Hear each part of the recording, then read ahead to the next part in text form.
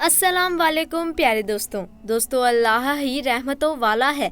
अगर हम अल्लाह से अपने गुनाहों की माफ़ी मांगते हैं तो वो हमें गुनाहों की माफ़ी अता फरमाता है। साथ ही दोस्तों, अगर हमारी दुआ जायज़ नहीं है तो वो हमारी दुआ को पूरा नहीं करेगा और हमें कभी भी उसे गुनहगार नहीं मानना चाहिए, बल्कि हमेशा अल्लाह पर भरोसा रखना चाहिए। प्यारे दोस्तों, आज हम आपको ऐसा वाक्य बताने वाले हैं जिसमें एक लड़की की शादी को 7 साल का वक्त गुजर गया, लेकिन उसके यहाँ कोई औलाद नहीं हुई।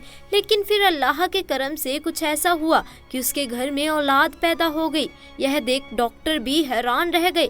पूरा वाक्य क्या है आगे आपको इस वीडियो में बताएंगे, इसीलिए वीडियो के लास्ट तक बने रहिए। दोस्तों, एक लड़की की शादी को 7 साल का अरसा बीत गया। 7 साल का वक्त गुजर गया, मगर वह औलाद की नेमतों से महरूम थी। उसके घर में कोई औलाद नहीं थी। उसके खानदान और दोस्तों में जितनी भी इसके साथी की लड़कियां थी, वह सब कोई 2, कोई 3 और कोई 4 बच्चों की माँ बन चुकी थी। इस लड़की की बहुत हसरत थी कि अल्लाह इसकी भी गोद भर दे। यह लड़की किसी से कुछ नहीं कहती, लेकिन दिल ही दिल में अल्लाह से दुआ मांगा करती थी, या अल्लाह मुझे भी यह खुशियाँ दे दे। दोस्तों, इस लड़की की सारी सहेलियाँ, यहाँ तक कि इसके ससुराल में जितनी भी शादियाँ थी, इसकी शादी के बाद हुई थी, वह सब साहिबे औलाद हो चुके थे। जहाँ इस लड़की को ससुराल वालों की चुभती हुई नजरें और चुभते हुए सवालों का सामना करना पड़ता, वहीं वह खुद भी हर पल अपनी सूनी गोद की वजह से दुखी और परेशान रहती। उसने हिम्मत करके अपना चेकअप भी करवाया, लेकिन यह चीज़ देखकर उसे और भी ज़्यादा तकलीफ होती, क्योंकि रिपोर्ट में डॉक्टर ने बताया था कि औलाद होने की उम्मीद नहीं है, जिस वजह से वह हर वक्त दुखी रहने लगी। मगर दिल ही दिल में उम्मीद भी रहती कि अल्लाह चाहे तो कुछ भी नामुमकिन नहीं। डॉक्टर की बात कभी भी हतमी नहीं हो सकती, क्योंकि वह सिर्फ अपना अंदाज़ा और अपने तजुर्बे की बुनियाद पर कुछ कह सकते हैं, लेकिन हकीकी फैसला तो अल्लाह के पास है। लड़की का दिल अगर बहुत ज़्यादा उदास होता तो वह चुप कर अपने कमरे में जी भर के रो लेती। कोई भी इसकी तकलीफ को समझ नहीं पा रहा था कि वह औलाद ना होने की वजह से खुद कितनी तकलीफ से गुजर रही है। ससुराल वाले तो बातें बनाते ही थे, लेकिन रिश्तेदारों और पड़ोसियों की बातें जलने पर तेल का काम करती, और उसकी सास बाद में कुछ बातें कह देती जिन्हें सुनकर दिल चाहता कि वह मर जाए या उन लोगों से कहीं दूर चली जाए, क्योंकि उन लोगों की बातें दिन ब दिन बढ़ती ही चली जा रही थी। लेकिन उसे उम्मीद थी तो सिर्फ अल्लाह पाक से। वह हर नमाज में रो रो कर बस अल्लाह से एक ही फरियाद करने लग गई कि वो उसे औलाद की नेमत से नवाजे। जैसे जैसे लोगों के ताने बढ़ रहे थे, उसी तरह उसकी इबादत भी बढ़ रही थी। वह बस अल्लाह की रहमत की आस में थी कि कब उसकी दुआ कबूल होती है। वक्त गुजरने के साथ जबकि देवरानी के यहाँ चौथे बच्चे ने जन्म लिया, तो इसके साथ उसकी सास के तानों में और भी इजाफा आ गया कि तू तो बांझ है, मेरा बेटा बे औलाद रहेगा। आखिर मेरे बेटे का कसूर क्या है जो इसके यह बांझ पल्ले पड़ गई। एक दिन वह अपने देवर के बच्चों को गोद में लेकर प्यार कर रही थी कि न जाने उसके दिल में क्या हुआ कि वह बच्चे को वहीं लेटा कर अपने कमरे में आई और इतना रोई कि सब घर वाले जमा हो गए। उसके दिल की हालत समझे बिना ही सबने ये सोच लिया कि यह देवर के बच्चों से जलती है, हसद करती है, देवर के बच्चों से नफरत करती है, इसीलिए रोती है। मगर उन जाहिलों को कौन समझाता कि अल्लाह ताला ने तो उसे ऐसा दिल ही नहीं दिया जो किसी से जलने वाला हो। वह तो उन लोगों में से थी जो अपनी खुशियां भी किसी और को दे दे, किसी और की झोली में डाल दे, जो मुंह का निवाला दूसरों के मुंह में डाल दे। वह तो बच्चों को प्यार करते वक्त अपनी सोनी गोद में इस कदर दिल गिरफ्तार हुई कि खुद पर काबू ना रख सकी, और आज उसके आंसू सारे बंद तोड़कर बहने लगे। बस उसका एक शौहर था जिसने उसने कभी भी ताना नहीं मारा था। उसका शौहर उसे दिलो जान से प्यार करता था, वो उसकी ख्वाहिशात को समझ सकता था, लेकिन वह करता क्या, इसके हाथ में तो कुछ भी नहीं था।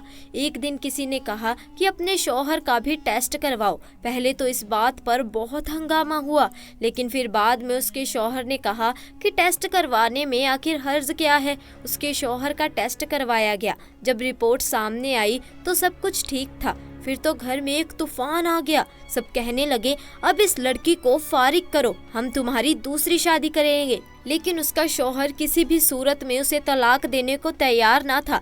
शौहर की मोहब्बत में एक जर्रा भर भी कमी नहीं आई थी, बल्कि वो इसकी दिलोजोई इस अंदाज में करता कि अगर अल्लाह ताला को मंजूर होगा तो हमें औलाद ज़रूर होगी, और अगर अल्लाह ताला को मंजूर ही नहीं तो हम इस पर भी शुक्रगुजार हैं। इसने अपने शौहर से कहा कि आप दूसरी शादी कर लो, मगर वह अपनी बीवी से बहुत प्यार करता था, इसीलिए किसी भी सूरत में नहीं माना, यानी दूसरी शादी करने को तैयार ना हुआ। एक दिन इसकी सास ने बहुत लान तान की, यहाँ तक कह दिया कि तुम चाहती ही नहीं कि हमारे घर में खुशियाँ आए, मेरे बेटे का भी कोई वारिस हो, तुम बदजहान ही नहीं बददिमाग भी हो। सास की जली कटी बातें सुनकर यह बहुत परेशान हुई और उसने वज़ू किया और नमाज के लिए खड़ी हो गई। जब दुआ के लिए हाथ उठाए तो ऐसी रिक्कत तारी हुई कि कुछ ना बोला जाए। वह कुछ नहीं बोल पा रही थी।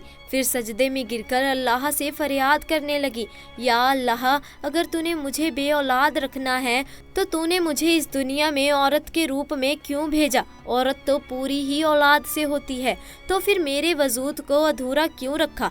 या अल्लाह, सारी दुनिया के डॉक्टर चाहे जो मर्जी कहते रहें, मुझे बस तेरा ही आसरा है। या अल्लाह, मेरी वजह से मेरे शौहर को तकलीफ और इस महरूम से ना गुजार।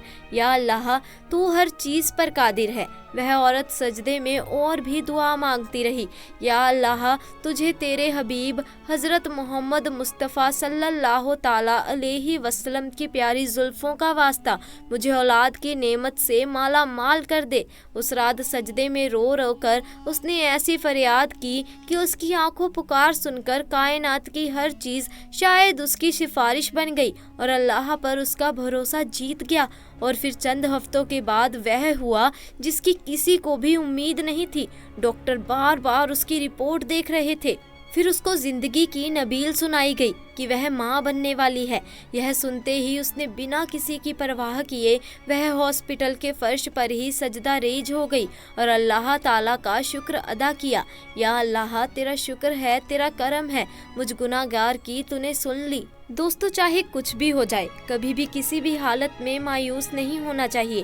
बेशक अल्लाह ताला जो चाहे वह कर सकता है, लोग कुछ भी कहें, बस अल्लाह ताला पर मुकम्मल भरोसा रखें, ना कभी किसी का बुरा सोचें, ना बुरा करें, दिल की ज़मीन को हमेशा पाक रखें। प्यारे दोस्तों, एक दूसरे के लिए दुआ मांगना बहुत अच्छा और बेहतरीन अमल है, इसीलिए एक दूसरे के लिए दुआएं मांगा करें। तो दोस्तों, आज के लिए बस इतना ही। उम्मीद है आपको आज का वाक्य पसंद आया होगा। अगर वाक्य पसंद आया तो वीडियो को लाइक कीजिए, अपने दोस्तों और रिश्तेदारों के साथ इसे ज़्यादा से ज़्यादा शेयर कीजिए, और अगर आपने अभी तक हमारे चैनल को सब्सक्राइब नहीं किया तो चैनल को जल्दी से जाकर सब्सक्राइब भी कर दीजिए। इंशाअल्लाह मुलाकात होगी ऐसे ही नए और दिलचस्प वाक्य के साथ। तब तक के लिए खुदा हाफिज़।